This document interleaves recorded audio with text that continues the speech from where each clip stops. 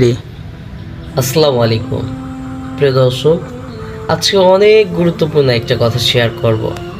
ফরাসি দার্শনিক এবং বিশ্ববিখ্যাত কবি শেখ সাদী রাহিমাহুল্লাহ তিনি একটা কথা বলেছেন যে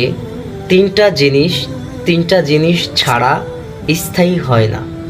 এক নাম্বার হচ্ছে ইলম বেবহাস, অর্থাৎ চর্চা ছাড়া জ্ঞান স্থায়ী হয় না, এবং মুলক বে সিয়াসাত, রাজত্ব দেশ শাসন ছাড়া কখনোই স্থায়ী হয় না। আরেকটা হচ্ছে মাল বে তিজারত, অর্থাৎ সম্পদ ব্যবসা ছাড়া কখনোই স্থায়িত্ব লাভ করে না।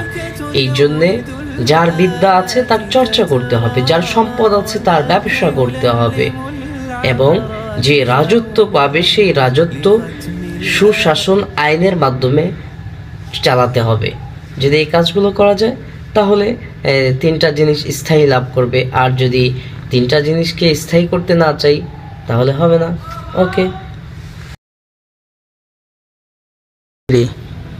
আসসালামু আলাইকুম প্রিয় দর্শক, আজকে অনেক গুরুত্বপূর্ণ একটা কথা শেয়ার করব।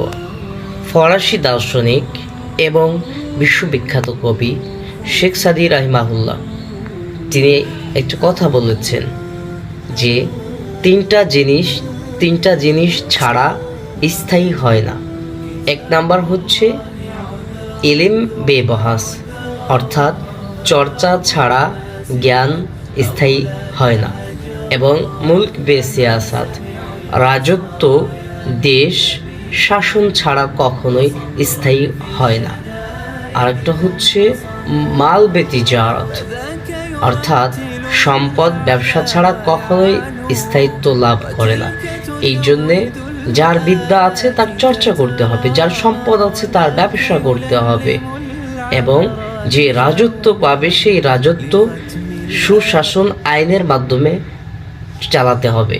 যদি এই কাজগুলো করা যায় তাহলে তিনটা জিনিস স্থায়ী লাভ করবে। আর যদি তিনটা জিনিসকে স্থায়ী করতে না চাই তাহলে হবে না। ওকে।